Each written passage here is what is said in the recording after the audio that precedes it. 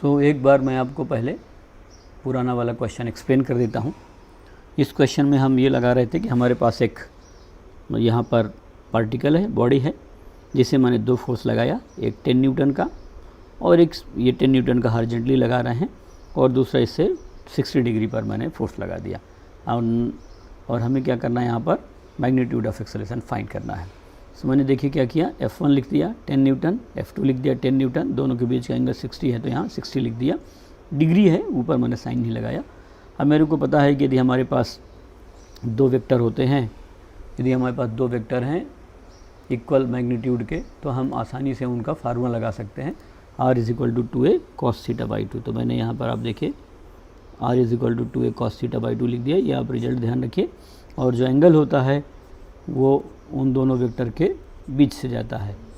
So resultant divides the angle between the 2 vectors, ये मान लिया।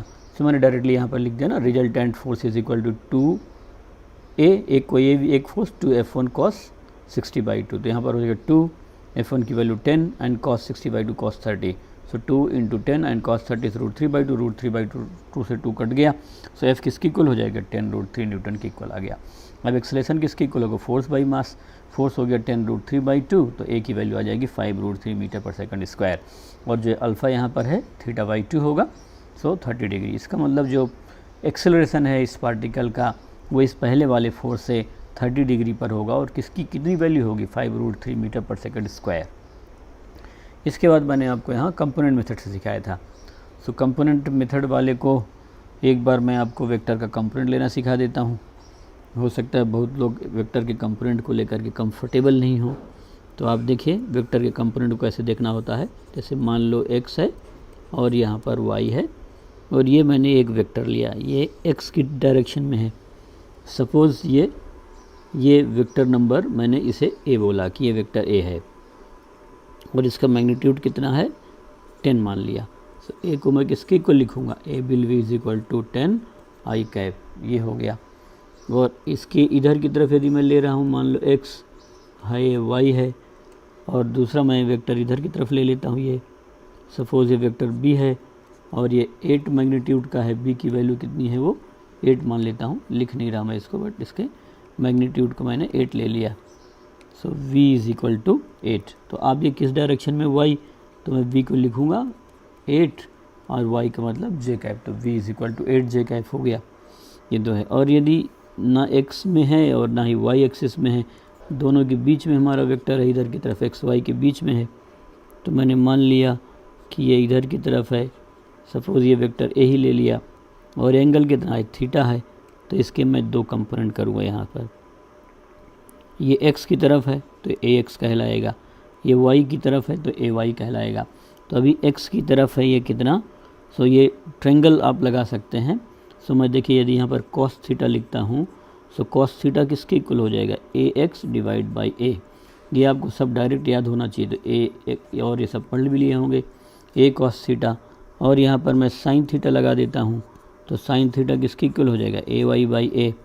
सो ay = a sin थीटा। अब कोई वेक्टर होगा उसको कैसे लिख सकते हैं, x component i cap and y component j cap. ये i डायरेक्शन में है तो i कैप लगा दिए, j में है तो j कैप। सो आप इसकी वैल्यू लिख देंगे। सो a की वैल्यू किसकी इक्वल हो गई, ये आ जाएगी a cos theta i cap plus a sin theta j cap. तो a cos theta i cap और a cos theta j cap, ये आप ध्यान रख सकते हैं। यदि कोई वेक्टर हमारे पास है जिसका मैग्नीट्यूड a है और वो x के साथ एंगल थीटा बनाता है, तो उस वेक्टर को हम कैसे लिखेंगे, a cos theta i plus a sin theta j।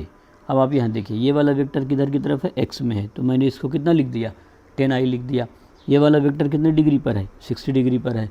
सो मैंने अभी आपको क्या फार्मूला बताया, a cos थीटा i। तो यहाँ क्या लिखेंगे, इसकी मैग्नीट्यूड कितनी, 10, तो 10 cos 60i। फिर आगे क्या लिखा, a sin थीटा j। तो यहाँ पर भी कितना हो गया, 10 sin 60j। तो ये उस वाले वेक्टर को लिख दिया मैंने।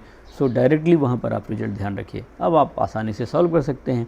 से 10i आ गया, 10 cos 60, this is 5i and 10 sin 60 is √3, 5 √3j।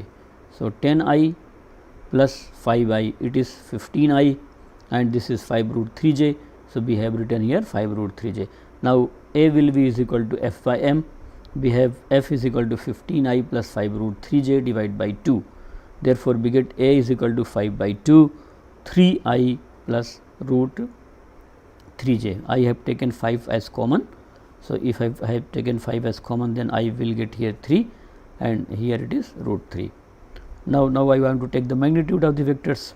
So, A is equal to 5 by 2 and magnitude of this part is square of the x component plus square of the y component. So, 3 square is 9 and root 3 square is 3. So, I have here 5 by 2 under root 12 and root 12 can be written as 2 root 3. So, I have cancelled 2 by 2. Therefore, I will get 5 is equal to A is equal to 5 root 3 metre per second square. सो इस question को करने के हमारे पास दो तरीके हो गए. एक तो मैं डायरेक्टली वेक्टर का रूल लगा सकता हूँ ज्योमेट्रिकली, या मैं उसको किस में लिख सकता हूँ कंपोनेंट में. कंपोनेंट में कैसे लिखना है ये मैंने आपको सिखा दिया यहाँ पर.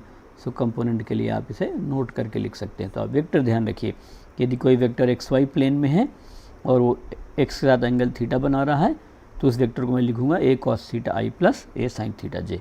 अब आज मैं आपको आगे जो पोर्शन पढ़ाने वाला हूँ वह है बॉडीज़ इन कंटैक्ट. सो नेक्स्ट मेरे को बताना है बॉडीज़ इन कंटैक्ट.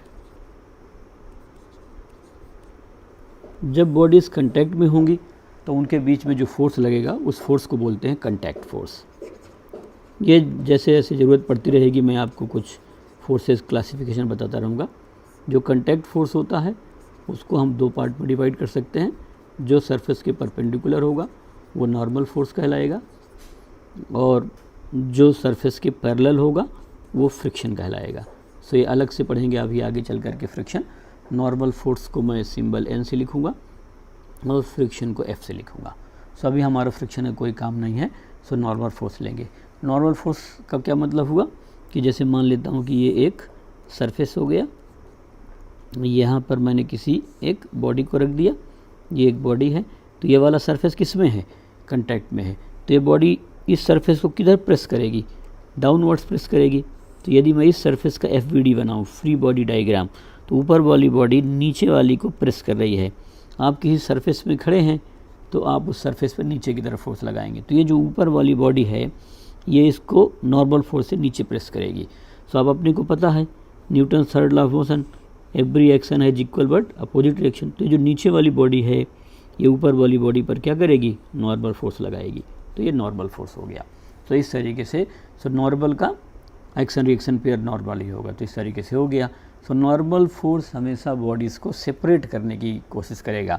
नॉर्मल फोर्स हमेशा सरफेस से 90 डिग्री पर होगा और उन दोनों बॉडीज़ को सेपरेट करने की कोशिश करेगा. ये आप ये इमेजिन कर सकते हैं कि ऊपर वाली बॉडी नीचे वाली बॉडी को नीचे दबाएगी, नीचे वाली बॉडी उसको ऊपर की तरफ प्रेस करेगी. तो इस तरीके से हम नॉर्मल फोर्सेस बता सकते हैं, है ना. जैसे जैसे आता रहेगा हम आगे सीखते रहेंगे. सो नॉर्मल फोर्स ये जो है एक कंटैक्ट फोर्स है and N is perpendicular to. So N is perpendicular to contact surface. So perpendicular होगा, perpendicular to the contact surface. So जो भी कंटैक्ट सरफेस है हमारा नॉर्मल फोर्स उस कंटैक्ट सरफेस के क्या होगा, परपेंडिकुलर होगा. तो मेरे को अब इस कंटैक्ट सरफेस पर बेस्ड जो है क्वेश्चन लगा के दिखाना है. जैसे मान लेता हूँ कि मेरे पास एक बॉडी है और यहीं पर ये एक दूसरी बॉडी भी इसी के कंटैक्ट में है and it is kept in horizontal surface. Suppose मैंने यहाँ से इस पर कोई फोर्स लगा दिया. अब मुझे क्या करना है कि ये जो वाला सरफेस है इस सरफेस पर नॉर्मल फोर्स की वैल्यू कैलकुलेट करना है. तो मैं बॉडी 1 मान लेता हूँ, ये बॉडी 2 मान लेता हूँ. सपोज आई टेक बॉडी 1, ये बॉडी 1 हो गई. तो बॉडी 1 ये है तो बॉडी 2 इस पर इधर की तरफ फोर्स लगाएगी. हमेशा अवे फ्रॉम द बॉडी होगा. 2 इधर है राइट में तो 2 वाली बॉडी किधर लगाएगी, लेफ़्ट की तरफ लगाएगी. और यहाँ पर यदि मैं 2 बॉडी ले रहा हूँ सो बॉडी 2 पर ये फोर्स इधर से लगेगा इस साइड से. तो इसका नॉर्मल का पेयर हो गया, ये नॉर्मल हो गया और ये नॉर्मल हो गया. ये हमेशा एक्शन रिएक्शन पेयर होंगे. तो इस तरीके से नॉर्मल अभी हम लगाना सीख जाएंगे. मेरे को लगता है क्लियर हो गया होगा आपको. जैसे ये बॉडी ए है, इस बॉडी को जैसे आप लेफ़्ट से प्रेस करेंगे तो लेफ़्ट वाली बॉडी उस बॉडी को आगे खिसकाएगी. जब आगे खिसकाएगी इसका मतलब कि ये बॉडी 1 ने बॉडी 2 पर किधर की तरफ फोर्स लगाया, फॉरवर्ड डायरेक्शन में. तो न्यूटन थर्ड लॉ से इस पर कहाँ लेगा, बैकवर्ड डायरेक्शन में लगेगा। तो जब दो बॉडीज आपस में कांटेक्ट में होंगी तो इस तरीके से उनके बीच में एक नॉर्मल फोर्स लगेगा। नीचे वाले सरफेस पर यदि मेरे को लगाना होता तो नीचे वाला सरफेस इस पर इधर की तरफ लगा रहा होता, ये N1, और यहाँ पर यदि आप ले रहे होते 2 पर तो इधर की तरफ से लगा रहा होता N2, इस तरीके से इधर से लग जाएगी। तो हमें कौन सा फोर्स लेना है ये डिपेंड करेगा किस डायरेक्शन में एक्सेलेरेशन है। जिस डायरेक्शन में एक्सेलेरेशन 0 है उस डायरेक्शन में टोटल फोर्स भी क्या होगा, 0 होगा। सो अभी मैं आपको कंटैक्ट वाले जो है कुछ क्वेश्चंस कराना चाहता हूँ। सो यदि बॉडीज़ कंटैक्ट में हैं तो उनके बीच में कंटैक्ट फोर्स लगेगा। कंटैक्ट फोर्स जिन दो बॉडीज़ के बीच में लगेगा उस कंटैक्ट सरफेस पर अपने को दिखाना होता है। तो या तो फोर्स सरफेस के पैरेलल होगा या तो सरफेस के परपेंडिकुलर होगा। तो जो फोर्स सरफेस के पैरेलल होगा उसका नाम हम फ्रिक्शन रखेंगे और जो सरफेस के परपेंडिकुलर होगा वो नॉर्मल कहलाएगा। So N is perpendicular to the contact surface. ये मैंने आपको कुछ डायग्राम बनाने की यहाँ कोशिश की है। क्वेश्चन लगाते लगाते आपको अपने आप समझ में आ जाएगा। आपको विजुलाइज करना है तो जैसे इस सरफेस पर कंटैक्ट में है तो आप ये मानिए कि सरफेस को सेपरेट करने की कोशिश करेगा। तो इस बॉडी पर फोर्स ऊपर की तरफ लगेगा और नीचे वाली बॉडी पर फोर्स नीचे की तरफ लगेगा। ऊपर वाली बॉडी नीचे वाली को प्रेस करेगी, तो जब प्रेस करेगी तो प्रेस करने के लिए नीचे फोर्स लगाएगी, तो न्यूटन थर्ड लॉ से नीचे वाली बॉडी क्या करेगी, ऊपर की तरफ फोर्स लगाएगी। तो आप ऐसे विजुलाइज कर सकते हैं इसको। अब मैं आपको छोटे छोटे जो है क्वेश्चन करके दिखा रहा हूँ।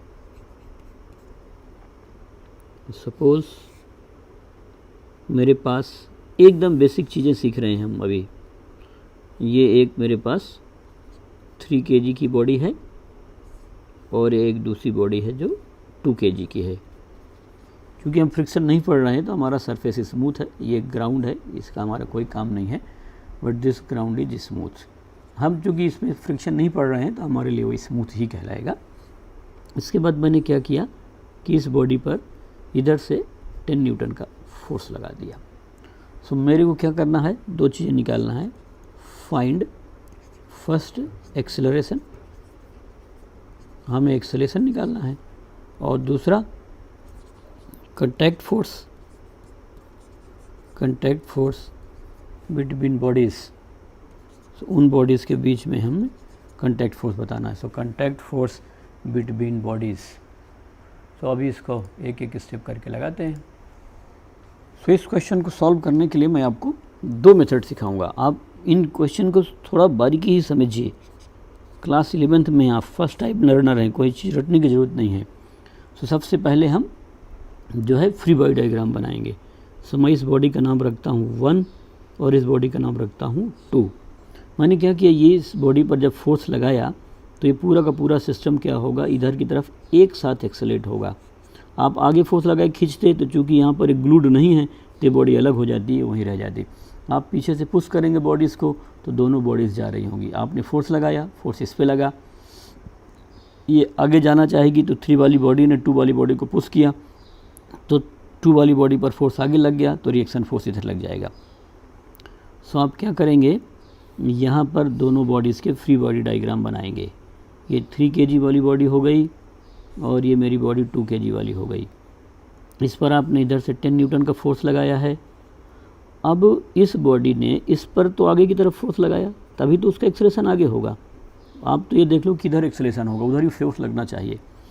तो ये जो बॉडी है इस पर तो मैंने डायरेक्ट फोर्स लगाया नहीं है, मैंने फोर्स 10 न्यूटन का इसने लगाया है। ये बॉडी आगे एक्सेलरेट की है, एक्सेलरेट की तो इससे टकराई तो कॉलिजन में फोर्स आगे की तरफ लगा। चूँकि गैप कम था तो सीधे ही फोर्स वहाँ लग गया। तो 3 kg वाली बॉडी ने 2 kg की बॉडी पर फोर्स इधर लगाया। So by Newton third law ये body equal and opposite force इधर की तरफ लगाएगी। अब आप देखिए इन सब का एक्सेलरेशन राइट की तरफ है, जिधर फोर्स लगेगा उधर ही एक्सेलरेशन होगा, दोनों का एक्सेलरेशन बराबर होगा, दोनों बॉडीज़ कनेक्टेड हैं, एक साथ जा रही होंगी। अब टोटल फोर्स किसके इक्वल होगा, मास टाइम्स एक्सेलरेशन के इक्वल होगा। तो आप देखिए ये वाला फोर्स 10 है तो इसमें इधर की तरफ तो 10 का फोर्स लग रहा है, इधर की तरफ ये n लग रहा है। ये 3 kg की बॉडी है, ये इसका एक्सेलरेशन है। इस वाली बॉडी का मैं बनाता हूँ तो ये 2 kg की बॉडी है और ये इधर की तरफ फोर्स लग गया n और इधर की तरफ एक्सेलरेशन किसके इक्वल है, a के इक्वल है। सो आप देखिए यहाँ पर किसके इक्वल हो जाएगा, ये 10 - n total force is equal to mass times acceleration. तो ये 3 × a हो गया, ये फर्स्ट हो गया। ये मैंने बताया था जिस डायरेक्शन में एक्सेलरेशन होगा, ये न्यूटन सेकंड लॉ से हमने पढ़ा था, F = m × a। और फर्स्ट लॉ क्या बताता है कि किसी बॉडी में एक्सेलरेशन केवल तभी आएगा जब उस पर टोटल फोर्स लगेगा। क्योंकि इसमें एक्सेलरेशन प्रोड्यूस है तो n और 10 दोनों बराबर नहीं हो सकते। एक्सेलरेशन इधर की तरफ है तो 10 बड़ा होगा और n छोटा होगा। सो टोटल फोर्स निकालूंगा तो 10 राइट में है और n लेफ्ट में है। सो नेट फोर्स कितना हो गया 10 - 3 10 - n, और ये मास है, मास कितना है 3, तो 3 × a। अब आप इस बॉडी पर आइए तो इस बॉडी पर केवल एक फोर्स लग रहा है। ये एक्सटेंडेड बॉडी है और ये मैंने पार्टिकल वाला बना रखा है, आप एकदम बना सकते हैं, कोई दिक्कत नहीं। तो एफ बॉडी मैंने उसे पॉइंट से रिप्रेजेंट कर दिया और इस पर फोर्स इधर है तो n न्यूटन का फोर्स इधर लग रहा है और एक्सेलरेशन भी इधर है। तो सेकंड बॉडी के लिए जो आएगा फॉर 2 kg बॉडी वो n किसके इक्वल होगा m × a। m कितना है 2, एक्सेलरेशन है तो ये सेकंड हो गया। अब आप इन इक्वेशंस को हमेशा ऐड कर दीजिए, इक्वेशन 1 प्लस इक्वेशन 2 एक एक बॉडी के लिए हम बना सकते। जब आप ऐड करेंगे तो n से n जरूर कट जाएगा, तो -n + n कट गया तो लेफ्ट हैंड साइड में कितना बचा 10 और यह कितना हुआ 2a + 3a = 5a हो गया। Therefore a = 2 मीटर/सेकंड²। सो a = 2 मीटर/सेकंड², ऐसे हो जाएगा। तो हम इस तरीके से सॉल्व करके बता सकते हैं। अभी मैं इसको आपको डायरेक्ट लगाना भी सिखाता हूँ। अब आप इक्वेशन नंबर 1 या इक्वेशन नंबर 2 किसी में इसकी वैल्यू रख दीजिए तो आपको जो है नॉर्मल हो जाएगा। तो आप हमेशा लास्ट इक्वेशन से वैल्यू पुट करना चालू करिए। सो फ्रॉम इक्वेशन 2, तो आप देखिए इक्वेशन नंबर 2 क्या कह रहा है, n = 2a, तो मैंने यहाँ पे लिख दिया n = 2a। अब n की वैल्यू 2 है और a की जो वैल्यू है वो कितना है 2, सो 2 कर दिया। सो n की वैल्यू आ गई कितनी 4 न्यूटन। तो दोनों बॉडीज़ के बीच में ये n नॉर्मल फोर्स है और ये इधर उसकी यूनिट न्यूटन है, ये आप समझ करके रखेंगे, है ना। तो ये इसकी वैल्यू ये न्यूटन उसकी आ गई। सो n = 4 न्यूटन आ गया। अब मैं आपको यहाँ पर दूसरा तरीका सिखा रहा हूँ, वो भी सीखिए ना। डायरेक्ट भी अपने को सीखना पड़ेगा और वो हम बहुत आसानी से बता सकते हैं, कोई दिक्कत वाली बात नहीं है। सो दोनों तरीके आप सीखिए और बेसिक फंडामेंटल जैसा मैं आपको बता रहा हूँ अभी कुछ टाइम तक आपको वैसे ही पढ़ना है। तो ये 2 बॉडी की हो गई, इधर की तरफ से मैंने इस पर नॉर्मल फोर्स लगा दिया। अब मैं क्या करूँगा, इसको एक सिस्टम मान लूँगा। ये पूरा एक सिस्टम है, एक साथ ही चलेगा। सिस्टम उसको बोलेंगे जिसमें पूरा मास एक साथ चल रहा होगा सेम एक्सेलरेशन से। तो ये हो गया। अब मैंने इसे सिस्टम माना तो इस सिस्टम का इधर की तरफ एक्सेलरेशन कितना है a है। इस सिस्टम पर टोटल बाहर से फोर्स कितना लग रहा है n, बाकी तो कोई लग नहीं रहा। इनके बीच में जो फोर्स है वो इंटरनल फोर्स है, वो कैंसिल हो जाएगा टोटल। इसके लेफ्ट साइड में n है, इसके राइट साइड में n है। सो टोटल सिस्टम पर एक्सटर्नल फोर्स कितना लग रहा है n के इक्वल लग रहा है। सो हमें पता है कि एक्सेलरेशन किसके इक्वल होगा, फोर्स बाई मास के इक्वल होगा। सो n will be = total mass, है ना, फोर्स = मास टाइम्स एक्सेलरेशन। तो 3 + 2 हो गया इंटू एक्सेलरेशन a आ जाएगा। यहाँ पर ये नॉर्मल नहीं, ये 10 न्यूटन की दिया हुआ था, इसको मैं नॉर्मल हटा करके यहाँ पर 10 न्यूटन है। So this is 10 newton. So मैं 10 न्यूटन का फोर्स लगा दिया। सो ये 10 न्यूटन का फोर्स लगा, कितने बॉडी पर लगा 2 + 3 5 kg की बॉडी पर लगा। वो पूरा एक सिस्टम एक साथ चल रहा है। अब मैं यहाँ पर ये जो है 10 कर देता हूँ। सो F = m × a लगा दिया। सो F की वैल्यू है कितनी 10 और ये 3 + 2 5 × a। So therefore a will B = 2 मीटर/सेकंड²। यह डायरेक्ट आ जाएगा। सो सीधा एक्सेलरेशन आप निकाल सकते हैं। आप उस सिस्टम को पकड़िए जिसका अपने को क्या पता है, टोटल मास एक सेम एक्सेलरेशन से जाएगा। ये 3 kg 2 kg दोनों बॉडीज़ कांटेक्ट में हैं, इनके बीच में कोई ग्लू नहीं लगा रखा। आप 2 पर केवल लगाएंगे तो अलग हो जाएगा, लेकिन आप पीछे से पुश करेंगे दोनों बॉडीज़ कहाँ चल रही होंगी साथ में। तो मैंने मान लिया कि उसका एक्सेलरेशन कितना है a है। इस सिस्टम पर मैंने बाहर से फोर्स कितना लगा दिया 10 न्यूटन के। तो टोटल फोर्स होगा मास टाइम्स एक्सेलरेशन। मास कितना है 3 + 2, तो 3 + 2 × a। F की वैल्यू कितनी लिख दिया मैंने 10। सो 10 = 5 × a। तो यहाँ पर a की वैल्यू आ जाएगी 2 मीटर/सेकंड²। अब मैं क्या कर रहा हूँ, 2 kg वाली बॉडी का फ्री बॉडी डायग्राम बना रहा हूँ। सो मैंने 2 kg वाली बॉडी का फ्री बॉडी डायग्राम बनाया। इस बॉडी का एक्सेलरेशन इधर की तरफ है, हमें साफ साफ दिख रहा है। इस पर फोर्स कौन लगाएगा 3 kg वाली बॉडी, तो जिधर एक्सेलरेशन है फोर्स इधर ही लग रहा होगा। तो इस बॉडी पर n इधर की तरफ लगेगा। एकदम क्लियर हो गया। ये मेरी 2 kg वाली बॉडी है। यदि इसका एक्सेलरेशन इस साइड है, इस साइड जा रही बॉडी, तो इससे फोर्स भी इधर ही लगेगा। इस पर फोर्स लगा कौन रहा है 3 kg बॉडी। मेरा फोर्स 10 न्यूटन डायरेक्टली इसमें नहीं लग रहा। मैंने जो 10 न्यूटन लगाया है वो केवल 3 kg की बॉडी पर लगा है। 3 kg वाली बॉडी ने इस पर फोर्स कितना लगाया है ये अपने निकालना चाहते हैं। तो 3 kg वाली बॉडी का फोर्स यहाँ पर मैंने क्या मान लिया n। अब ये जिधर एक्सेलरेशन उधर एक ही फोर्स है। सो n किसके इक्वल हो जाएगा 2 × a के इक्वल हो जाएगा नॉर्मल फोर्स। अब n की वैल्यू 2 इंटू 2 हो गई। सो ये जो फोर्स आ गया n, ये किसके इक्वल हो गया, 4 न्यूटन के बराबर हो गया। सो नॉर्मल फोर्स या कॉन्टैक्ट फोर्स जो है वो 10 न्यूटन के बराबर। अपने को n और n में कन्फ्यूज होने की ज़रूरत नहीं है कि पता चला n और n को काट दिया और 1 = 4 लिख दिया, है ना, ये मैंने नॉर्मल ही लिख रखा है, ये तो इसके लिए। आपको ऐसे नहीं लगाना है। सो आप क्या कर सकते हैं, फ्री बॉडी डायग्राम बना सकते हैं 3 kg वाले के लिए भी। तो 3 kg का है, इधर से मैंने फोर्स कितना लगाया है 10 का, और इधर से वाली बॉडी कितनी का लगाएगी, n का लगाएगी। ये जैसे बॉडी आगे जाना चाहेगी तो 2 kg को प्रेस करेगी आगे, तो 2 kg वाली बॉडी कहाँ पर लगाएगी फोर्स, इसके लेफ्ट में। एक्सेलेरेशन a है, तो टोटल फोर्स कितना हो गया 10 - n। सो आप यहाँ लिखेंगे 10 - n = 3 × a। अब आप इसकी वैल्यू लिखेंगे। सो 10 - n 3, और a की जो वैल्यू है वो 2 के इक्वल है। सो आप देखिए n की वैल्यू यहाँ पर आ जाएगी आपके पास, n हो गया 10 - 6 = 4, इसलिए n की वैल्यू किसकी इक्वल हो जाएगी, 4 न्यूटन के इक्वल हो जाएगी। सो n = 4 न्यूटन, ये आ गया। वो सेम आएगा, एक्शन रिएक्शन पेयर है, ये दोनों फोर्सेस जो हैं एक्शन रिएक्शन पेयर हैं, इक्वल होंगे और अपोजिट होंगे।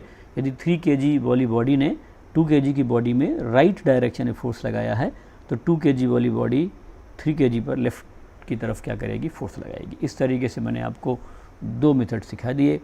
क्वेश्चन लगाते समय शुरू में अपने को जल्दीबाजी करने की ज़रूरत नहीं है, ये बेसिक फंडामेंटल्स आप सीख रहे हैं। सो आप एक एक लगाइए, सेपरेट बॉडी पर भी क्वेश्चन लगाइए और डायरेक्ट लगाइए।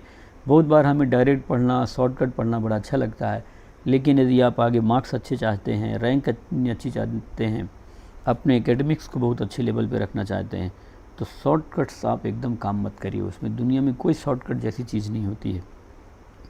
बेवकूफ़ बनाने का सबसे शानदार तरीका है शॉर्टकट्स। सो आप ऐसे लगाइए, अपना दिमाग आपका ट्रेंड हो जाएगा तो आप करने लगेंगे। सो मैंने आपको ये 2 क्वेश्चन करा दिए, 2 तरीके से एक क्वेश्चन को करा दिया। अब इसी तरीके से मैं 3 बॉडीज़ ले लेता हूँ और एक एक बॉडीज़ पर हम सॉल्व करेंगे, है ना। सो मैंने यहाँ पर एक ये सरफेस कंसीडर किया, स्मूथ सरफेस कंसीडर कर लिया। ये हमारा यहाँ पर स्मूथ सरफेस है। सो यहाँ पर मैं जो है कुछ बॉडीज़ मान लेता हूँ। एक ये मान लिया, अलग अलग साइज़ की बॉडी मान सकते हो, कोई फ़र्क नहीं पड़ता है, बट मैं सेम साइज़ की बॉडीज़ मान लेता हूँ। सो इसको तो मैं मान लेता हूँ 5 kg की, इसको 3 kg की, और ये 2 kg की, ऐसे मान लिया, अलग अलग एज्यूम कर लिया। This is body A, this is body B, this is body C, अलग अलग मैंने मान ली। और यहाँ पर मैंने इस पर फोर्स लगा दिया।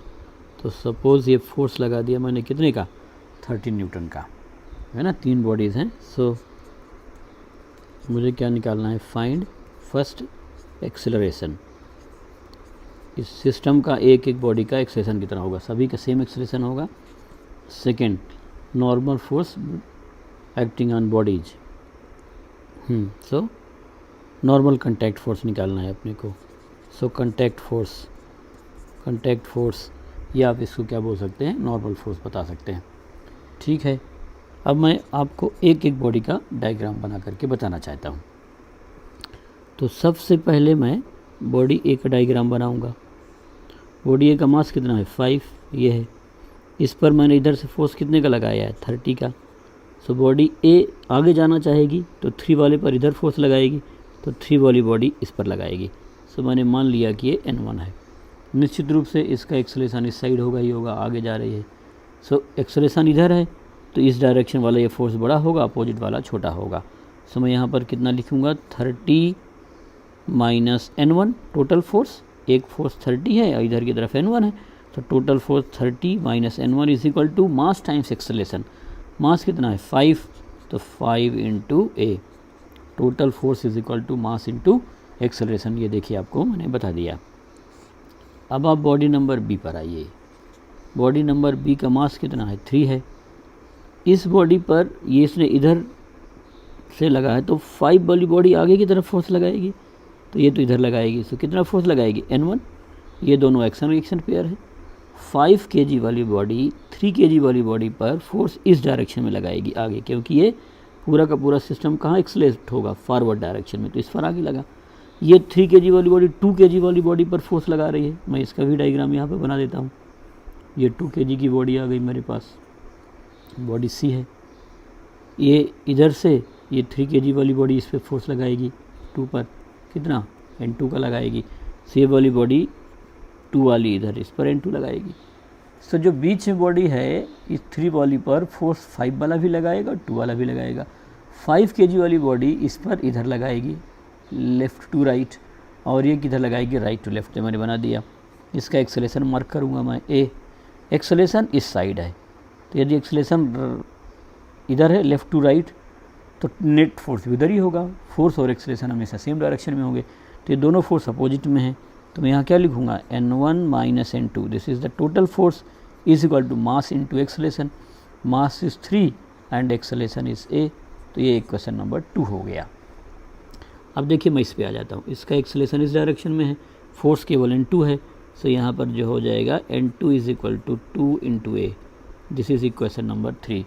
हमेशा इन इक्वेशन को ऐड करेंगे, जितने भी इक्वेशन बनेंगे उतने इक्वेशन आप केवल ऐड कर देंगे, हमेशा ऐड कर दिया। अब आप देखिए जब ऐड करेंगे तो minus N1 plus N1 cut जाएगा, माइनस N2 प्लस N2, ये टोटल कट जाएंगे हमेशा। ये इंटरनल फोर्सेज हैं, इंटरनल फोर्सेस कभी भी एक्सेलेरेशन प्रोड्यूस नहीं कर सकते हैं। तो हम जैसे ऐड करेंगे तो minus N1 plus N1 minus N2 ये है और प्लस N2 कट गया, तो लेफ्ट हैंड साइड में केवल आपके पास 30 बचता है, और राइट हैंड साइड में कितना है, 5A plus 3A plus 2A। सो आप देखिए 30 is equal to 5 plus 3 8 plus 2 10, so 10A हो गया। Therefore A will be is equal to 3 metre per second square. तो इस तरीके से मैं एक्सेलेरेशन पता लगा सकता हूँ। तो मेरी बॉडी का जो एक्सेलेरेशन आ गया वो 3 मीटर पर सेकंड स्क्वायर। अब आप हमेशा लास्ट इक्वेशन से चालू करिए। सो इक्वेशन नंबर 3 है, तो N2 is equal to 2A। सो आप यहाँ लिखेंगे फ्रॉम इक्वेशन 3। सो इधर की तरफ मैंने लिख दिया फ्रॉम इक्वेशन 3। तो इक्वेशन 3 में आप देखिए N2 is equal to 2A है, so N2 is equal to 2A। So मेरे पास 2 था और A की जो वैल्यू है वो 3 आई है, तो मैं 3 लिख दूंगा, तो 2 into 3 is equal to 6 newton. तो ये N2 आ गया। अब आप लिखेंगे इक्वेशन नंबर 2। लास्ट इक्वेशन से उल्टा चलते आइए, आपकी वैल्यूज़ बनते जाएंगी। तो N1 minus N2 is equal to कितना हो गया, 3A। या पहले वाले भी लिख सकते हैं, कोई दिक्कत नहीं है। मैंने 2 लिखा है, N1 minus N2 is equal to 3A। So यहाँ लिखूँगा N1 minus N2 is equal to 3A। So therefore N1 minus N2 is 6 is equal to 3 and A was 3, तो यहाँ 3 लिख दिया। सो जो N1 की वैल्यू है वो किसके इक्वल हो जाएगी, 6 उधर माइनस उधर जाके प्लस हो गया और ये 9 हो गया। सो N1 की वैल्यू आ जाएगी आपके पास कितना, 15 न्यूटन। आप ऐसे छोटे छोटे पार्ट जो है लगा करके देख सकते हैं।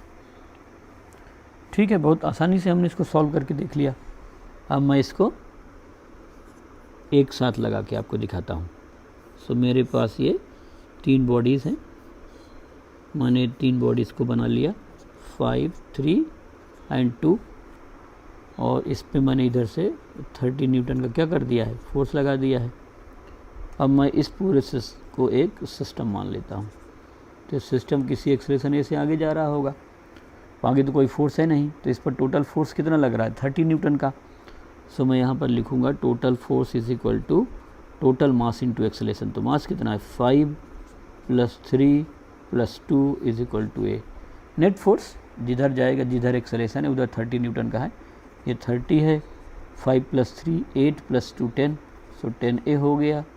इसलिए यहाँ पर A की वैल्यू हो जाएगी 3 मीटर पर सेकंड स्क्वायर। तो ये उसका एक्सेलरेशन हो गया 3। बस ठीक है, एक एक बातें अब आप अपना एक एक नॉर्मल फोर्स लगा सकते हैं। आप जिस पर भी चाहें उस पर नॉर्मल फोर्स लगा सकते हैं।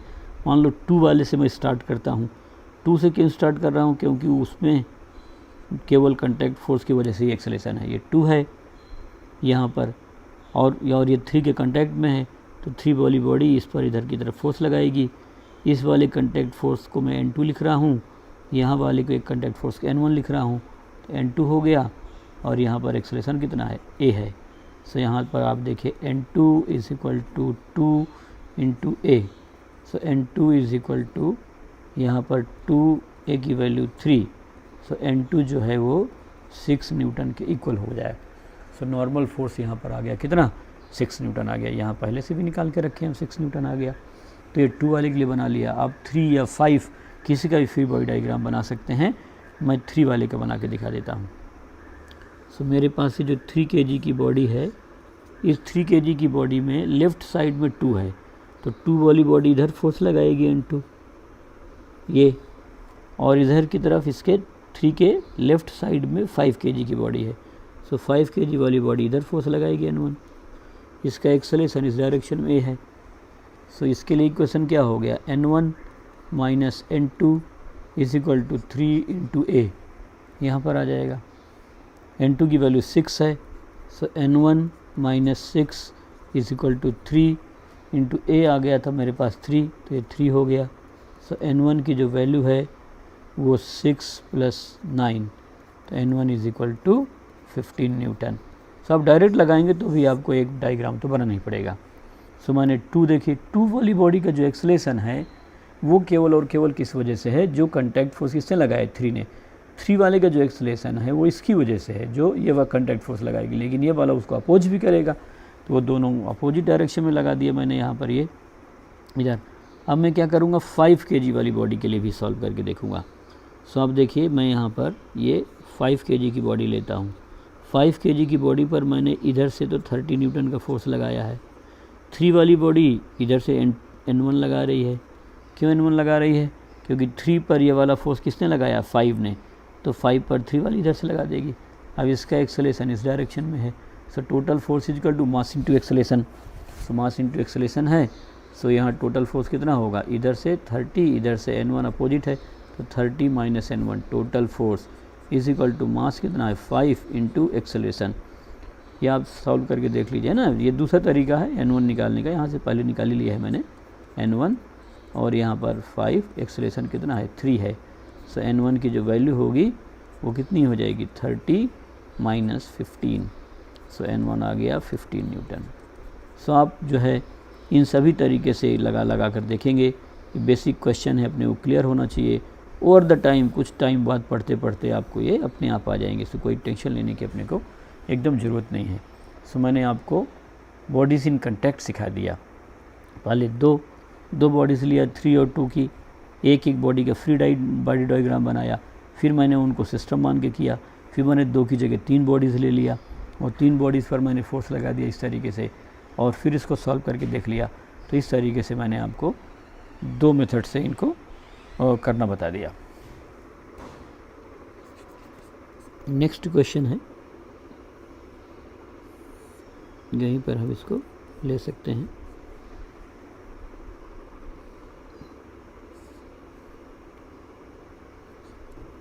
फाइव kg की बॉडी है, मैं kg नहीं लिख रहा, ऐसा ही सिस्टम में काम कर रहे हैं। ये 4 kg की बॉडी है, 9 हो गया, यहाँ पर 27 न्यूटन का फोर्स है, और इधर से 9 न्यूटन का फोर्स है। दोनों पर मैंने फोर्स लगा दिया। अब मुझे क्या करना है, फाइंड एक्सेलरेशन,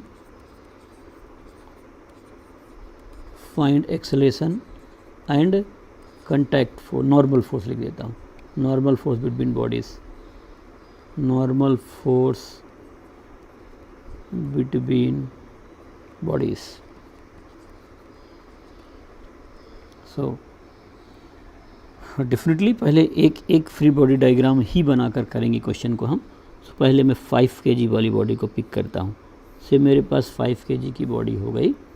क्योंकि मैं हॉरिजॉन्टल मोशन ले रहा हूँ, इसलिए इसमें mg वगैरह नहीं लगा रहा है ना। कभी हम हॉरिजॉन्टल पढ़ रहे हैं तो वही उसी को कंसीडर कर रहे हैं। सो जब फोर्स ये बड़ा है, फोर्स देखिए 27 और 9 है, सो इधर एक्सेलरेशन ये आ गया। तो इसमें तो मैंने 27 लगा रखा है, तो ये तो लगेगा ही लगेगा। 5 kg वाली बॉडी 4 kg पर इधर फोर्स लगाएगी, तो 4 kg वाली बॉडी इस पर इधर फोर्स लगाएगी। मान लेता हूँ मैं n1 है, और ये 4 kg कभी मैं बना लेता हूँ, तो 4 kg है, 4 kg पर 5 वाली बॉडी इधर से फोर्स लगाएगी, वो n1 हो गया। ये कंटैक्ट फोर्स है, ये ये एक्शन रिएक्शन पेयर है। 5 वाले ने 4 पर फोर्स N1 लगाया इस डायरेक्शन में, तो रिएक्शन फोर्स भी लगेगा। तो 4 वाली बॉडी ने 5 पर इधर फोर्स लगा दिया, इस पर ये इधर से भी लग रहा है, कितने न्यूटन का, 9 न्यूटन का। एक्सेलेरेशन लेफ़्ट टू राइट है, और इधर भी एक्सेलेरेशन कितना है, लेफ़्ट टू राइट है। अब आप एक एक के लिए देखिए। तो फॉर ए, ये ए नाम रख देता हूँ, इसको बी लिख देता हूँ। तो फॉर बॉडी ए के लिए लग जाता हूँ। सो आप देखिए टोटल फोर्स 2 लग रहे हैं इसमें, 27 और N1। एक्सेलेरेशन इधर है तो 27 वाला बड़ा होगा। So 27 minus N1 is equal to mass times acceleration, तो F इंटू ए, ये फर्स्ट हो गया। और इधर की तरफ 4 है, ये 4 kg की बॉडी पर इधर से N1 इधर से 9, एक्सेलेरेशन इस साइड हो रहा है तो N1 बड़ा होगा और 9 छोटा होगा। सो यहाँ पर N1 minus 9 total force is equal to mass times acceleration, mass is 4 into A, ये हो गया सेकंड के लिए। अभी हम एकदम अपनी स्टार्टिंग फिजिक्स पढ़ रहे हैं, क्लास 11th के लिए पढ़ रहे हैं, इसलिए हम बहुत छोटे छोटे पॉइंट्स के थ्रू आगे बढ़ रहे हैं, अपने कोई जल्दीबाजी करने की जरूरत नहीं। अब मैंने आपको क्या बताया था कि इक्वेशन हमेशा ऐड करेंगे। सो इक्वेशन 1 प्लस इक्वेशन 2 कर दिया मैंने। सो N1 से N1 कैंसिल हो गया, तो 27 माइनस 9 दिस इज़ 18, तो ये हो जाएगा 18। और यहाँ पर 5 प्लस 4 9a हो गया। So therefore a is equal to 2 metre per second square. तो a की वैल्यू आ जाएगी कितनी, 2 मीटर पर सेकंड स्क्वायर, है ना। आपके पास एक पहला इक्वेशन मिला, फिर दूसरा मिला। एक बार मैं आपको और समझा देता हूँ। ये 5 वाली बॉडी है, ये 4 वाली बॉडी है, ये दोनों बॉडीज़ आपस में कांटेक्ट में हैं। 4 वाली बॉडी नॉर्मल फोर्स हमेशा सेपरेट करने की कोशिश करेगा, तो 4 वाली बॉडी 5 की जो बॉडी है 4 पर फोर्स इधर लगाएगी, तो 4 वाली इस पर लेफ्ट में लगाएगी, तो 4 kg की बॉडी इधर 4 लगा दिया और 5 वाली ने इधर लगा दिया। मैंने बाहर से इस पर 27 लगा रखा है और ये 9 लगा रखा है, तो ये दोनों एक्सटर्नल फोर्स हैं और ये दोनों इस सिस्टम के लिए इंटरनल फोर्स हैं। यदि आप 5 kg को अपना एक सिस्टम मानते हैं तो ये दोनों एक्सटर्नल हो गए, 4 kg को अलग सिस्टम मानते हैं तो ये दोनों एक्सटर्नल हो गए, 5 प्लस 4 को एक पूरा सिस्टम मान लेते हैं तो इस पूरे सिस्टम पर ये दोनों इंटरनल हो गए, कट जाएंगे टोटल फोर्स और केवल आपको ये बचेगा। अब आप देखिए, आप एक एक इक्वेशन से चालू कर सकते हैं। सो फ्रॉम इक्वेशन 2, सो आप जो है इक्वेशन नंबर 2 से देख सकते हैं। सो फ्रॉम इक्वेशन 2, सो आप देखिए N1 minus 9 is equal to 4 into 2, 4 into 2 कितना है, 8 हो गया। सो N1 की जो वैल्यू है वो किसकी इक्वल हो जाएगी, 17 न्यूटन की इक्वल हो जाएगी। आ गया। किसी के लिए भी आप लगा सकते थे, आप इक्वेशन नंबर 1 से लगाते तो आप देखिए 5 इंटू 2 कितना हो गया, 10 हो गया। सो 27 माइनस 10 कितना हो जाता, 17 हो जाता। तो इक्वेशन 1 ये इक्वेशन 2 किसी में से आ जाएगा, एक वेरिएबल था तो एक इक्वेशन से हमारा आंसर आ गया। से तो मैंने अलग अलग बॉडीज़ बना के कर लिया। अब मैं इसी को आपको एक सिस्टम मान के लगा देता हूँ कि यदि हम इनको सिस्टम कंसीडर करते तो हम प्रॉब्लम को कैसे सॉल्व करेंगे। सो आप देखिए, हमारे पास ये एक सरफेस में 2 बॉडीज़ रखी हुई हैं, एक 5 kg की बॉडी रखी हुई है और एक 4 kg की बॉडी रखी हुई है। इधर की तरफ से मैंने कितना फोर्स लगा दिया, 27 न्यूटन का लगा दिया। इधर की तरफ से कितना लगा दिया, 9 न्यूटन का लगा दिया, है ना। इसके बाद मैं इस पूरे को एक सिस्टम मान रहा हूँ, ये मेरा पूरा सिस्टम है, इसका एक्सेलरेशन कितना है, ए है। तो अब अंदर वाली इंटरनल फोर्स तो इंटरनल हो गए। अब आप देखिए total force is equal to mass times acceleration, कितना मास एक साथ चल रहा है।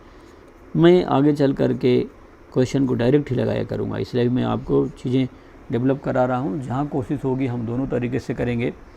आपको मैं जैसे बता रहा हूँ वैसे ही सीखना है, कोई जल्दीबाजी करने की ज़रूरत नहीं है। सो हमारे पास टोटल कितना मास है, 5 प्लस 4, एक्सेलरेशन इधर की तरफ है। इस पूरे सिस्टम में 2 फोर्सेस लग रहे हैं, एक 27 न्यूटन का और एक 9 न्यूटन का।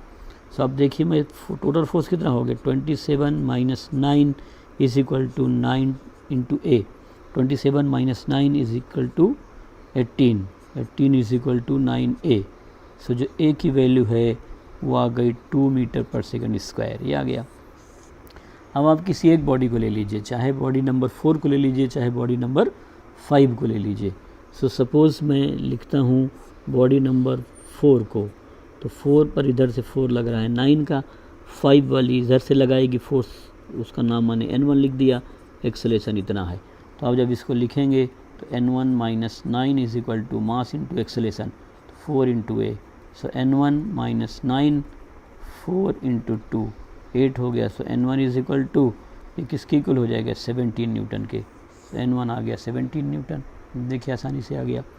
यदि मैं 5 kg वाली बॉडी के लिए सेम लगा रहा होता प्रोसीजर, तो मान लो एक्सेलेरेशन ए है, इधर की तरफ से कितना फोर्स लगेगा इसमें 27 न्यूटन का, और 4 वाली बॉडी इधर लगाएगी।